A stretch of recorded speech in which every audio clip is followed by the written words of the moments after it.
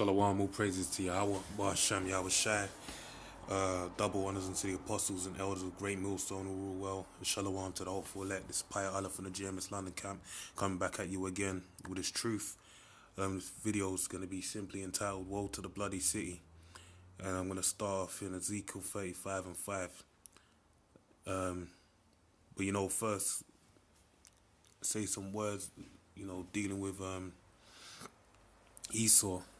Alright, Esau today is known as a so-called white man. He's a devil the Bible speaks of.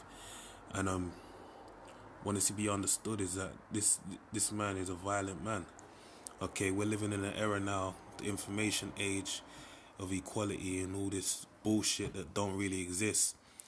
But basically, this world is so far, they've made it as to where this world is so far removed from the fact that this whole world, the whole infrastructure of this world as you know it today, this modern society, is built upon the backs of the so-called Negroes, Hispanics, and Native Americans' blood.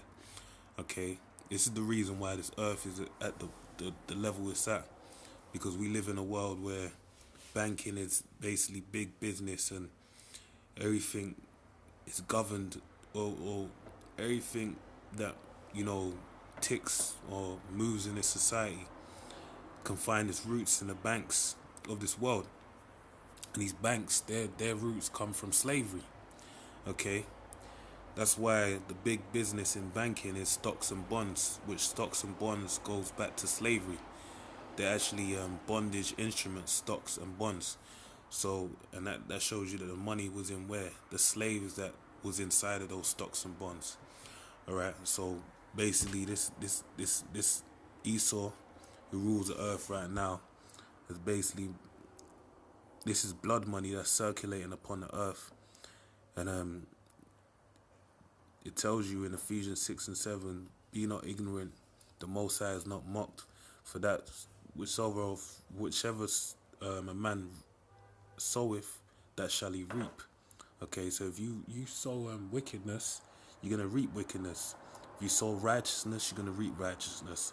So this is the time that we're in a time where the people on the earth, everyone, no one's exempt, okay, even the elect, even me, Lord willing, I'll be the elect, everyone, we're all going to be held accountable for our actions. And that's why we put forward these good works in hopes that it will be a covert against a win for us, when it's it'll basically, set us up in good standing with the Heavenly Father, so that we don't get lost in the source when the shit goes down. So it's Ezekiel 35 and 5. Because thou hast had a perpetual hatred and hast shed the blood of the children of Israel by force of the sword, in the time of their calamity, in the time when their iniquity had an end. Okay, and that shows you Esau's hatred. It tells you in Sirach 12 and 10 that never trust thine enemy, for like as iron rusteth, so doth his wickedness. Basically how, you wipe down that rust, but you take a looking glass and look closely, it's still there, man. No matter how much this man polishes up and makes it look like, it's all calm and easy going right now, that hint of wickedness is built in him, because it tells you the wicked is estranged from the womb. He goeth about speaking lies. Alright, and also in Micah, which I shall quickly read that in Micah, says this, Micah 2 and 1. Woe unto them that devise iniquity and work evil upon their beds. When the morning is light, they practice it, because it is in the power of their hand. It's talking about the elites, the so-called Rothschilds, Rockefellers, DuPonts, Gates, etc.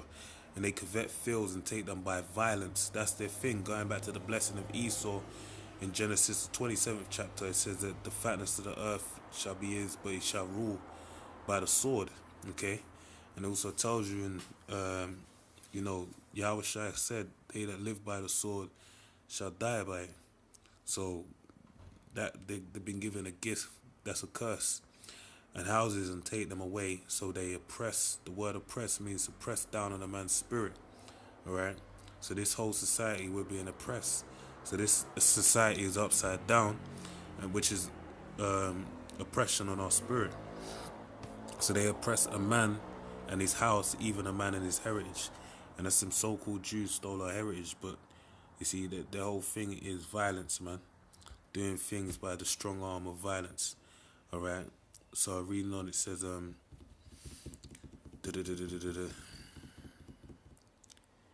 a time of their calamity, in a time when that their iniquity had an end. Therefore, as I live, saith the Lord power, I will prepare thee unto blood. Okay? So even though we're heading into the time of Jacob's trouble, guess what?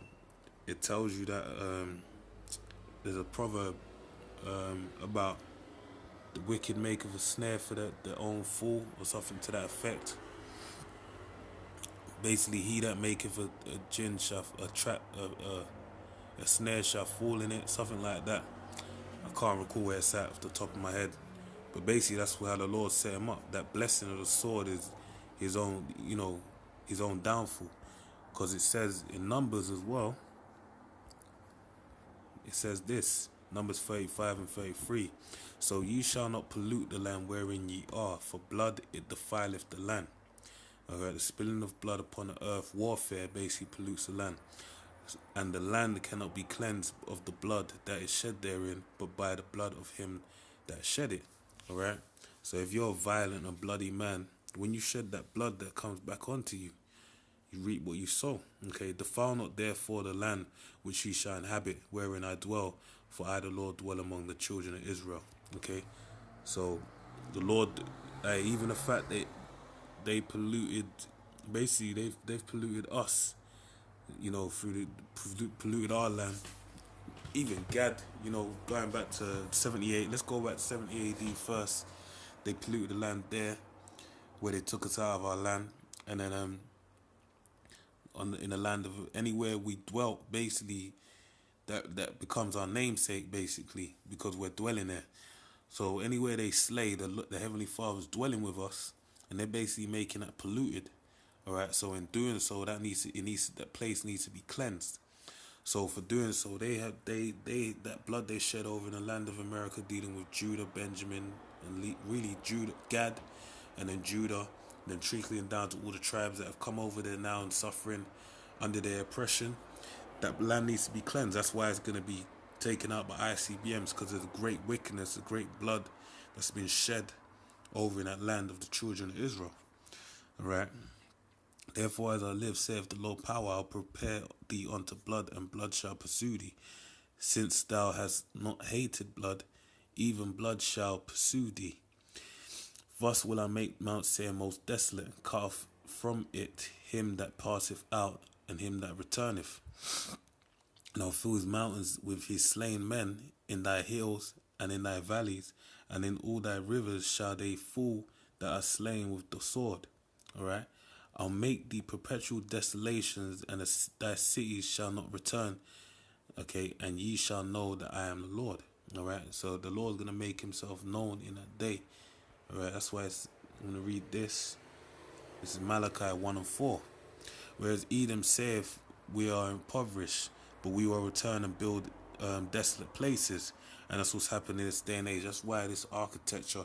Remember, England in the Dark Ages was ruled by us, the so-called Negroes, alright? Judah, Benjamin, and Levi. That's why we were living in castles. The architecture is greatly different from the Middle Ages, which they call the Dark Ages, onto the time of the present, this current day and age, since the Industrial Revolution. Alright, architecture has greatly changed. Even all the way really now to this present day and age we're in with these skyscrapers. Alright, and that's basically Esau building back those desolate places, because those are, and even with the Roman architecture, which really goes back to Mount Petra, if you look that up. Alright, they're basically building those cave-like buildings, man, which is part of their heritage. Okay, thus saith the Lord of hosts, they shall build, but I will throw down. They shall call them the border of wickedness, and the people against whom the Lord have indignation forever. So that's what the Lord's going to do, man. Alright, so with that, man, read this part. And your eyes shall see it, and you shall say, the Lord will be magnified from the border of Israel. So with that, man, I pray you're edified. Shalom.